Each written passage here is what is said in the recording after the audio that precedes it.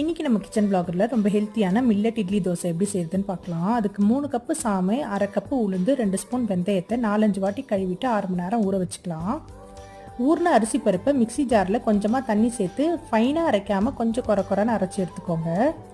மாவு தண்ணியாக இல்லாமல் இந்த திக்னஸில் இருக்கணும். இது கூடவே தேவையான அளவு உப்பு சேர்த்து நல்லா கரைச்சி விட்டு ஒரு 8 மணி நேரம் புளிக்க வைக்கலாம். நான் ஓவர் நைட் இதை புளிக்க வச்சுருக்கேன். பாருங்கள், காலையில் மாவு நல்லா புளிச்சு வந்திருக்கு. இப்போ இதை நல்லா கலந்து விட்டு நல்லெண்ணெய் தடவி வச்ச மினி இட்லி பிளேட்ஸில் ஊற்றி ஒரு 10 நிமிஷம் வேக வச்சு எடுத்திருக்கேன். இது நார்மல் இட்லி மாதிரியே நல்லா சாஃப்டாக ஃப்ளஃபியாக வரும். நான் இன்றைக்கி சாமை யூஸ் பண்ணியிருக்கேன். இதுக்கு பதில் குதிரைவாளி, வரகு, திணை எது வேணாலும் யூஸ் பண்ணிக்கலாம்.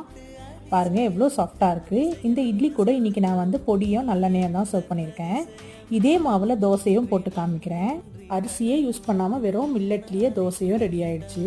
இதை கண்டிப்பாக ட்ரை பண்ணி பாருங்கள். நாளைக்கு வேறு ஒரு ரெசிபியோடு பார்க்கலாம்.